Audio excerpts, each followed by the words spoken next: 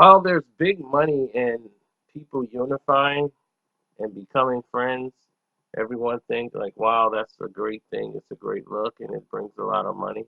That is true for the outset, but then people it dissipates.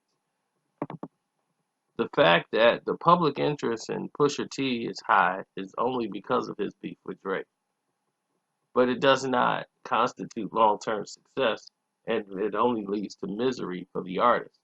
And now people are going to be interested in Pusha T to see what else he's going to say about Drake instead of his actual music. People don't realize the song, the story of 80 or whatever, was not on the album,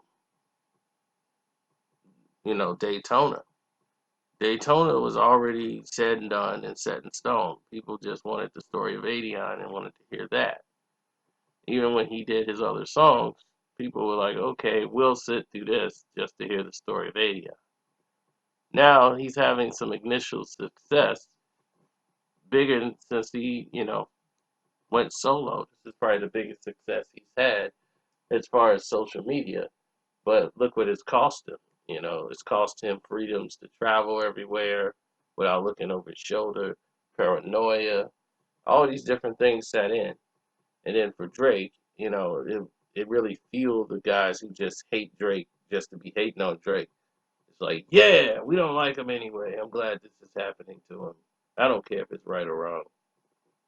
So when you're looking at situations like this, you just sit back and you shake your head and you ask yourself, is it even worth it in the end of the day? Is it worth it for me to go down this road? These people don't seem serious. And when people don't seem serious, situation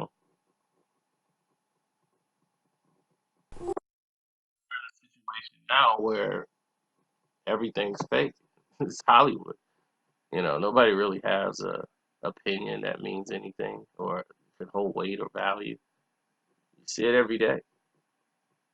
So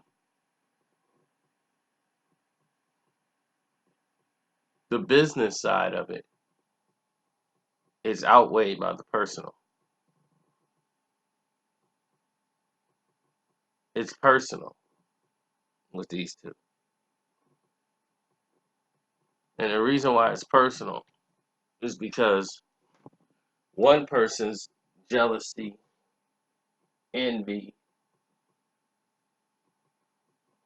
has caused them to compromise themselves and do something unconventional and try to make an excuse for doing something that they know was wrong that they did.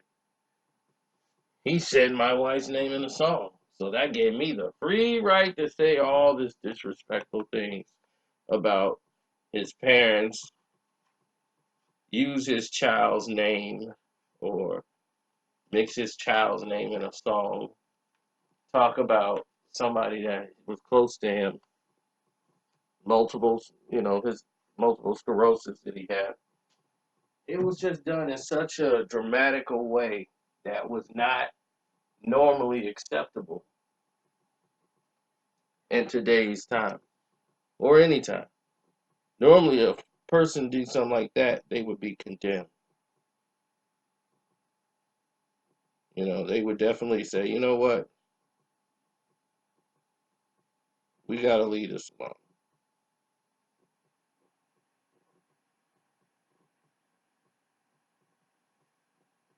But you know what I've heard? Nothing but joyous everything. Everybody is so up in the air. Everybody's cheering as if they just won the lotto.